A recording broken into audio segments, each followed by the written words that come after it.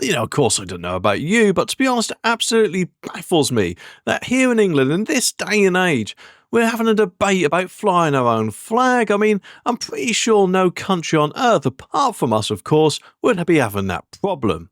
Especially as, of course, we live here. I mean, what's next? Being told we can't cheer at football matches or some crap like that. But anyway, Nigel Farage has had a right go at Labour about this, accusing them of hating the St George's flag after Labour's Trorston Bell suggested that Reform UK should spend apparently less time fussing over flags. But the problem is Labour quite often just don't seem to get it, do they? Presumably, of course, because nowadays, they are quite the experts in peeing the country off. But apparently some councils have actually been, unfortunately, talking down the Union and St George's flags, have been proudly put up as part of Operation Raise the Colours. I don't know about you, but I think that's absolutely disgraceful that we actually have to justify putting the country's flag up. I mean, let's face it, if it's good enough for King Charles, then it should be good enough for all of us.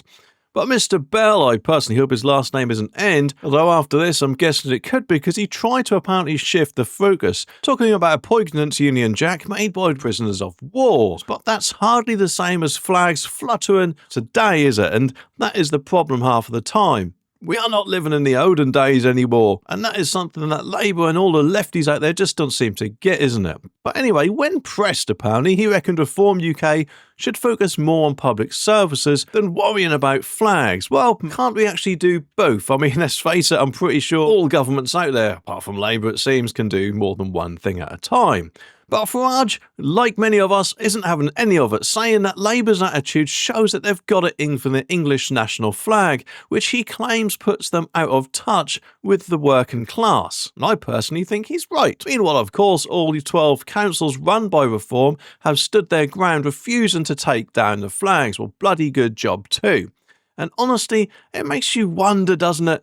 Since when did flying our own flag become controversial? We live in England, and flying the St George's flag should be as national as perhaps having a cup of tea. I mean, what's next, banning that tea and crumpets or something like that? I'm guessing it's probably because that our flag apparently for some reason, even nowadays, apparently offends some minorities. But if they don't like it, then personally I think they've got two choices. And they are actually quite brilliant choices in my opinion. First of all, either don't look at them, or maybe, just maybe, go to another country that flies the flag that you prefer.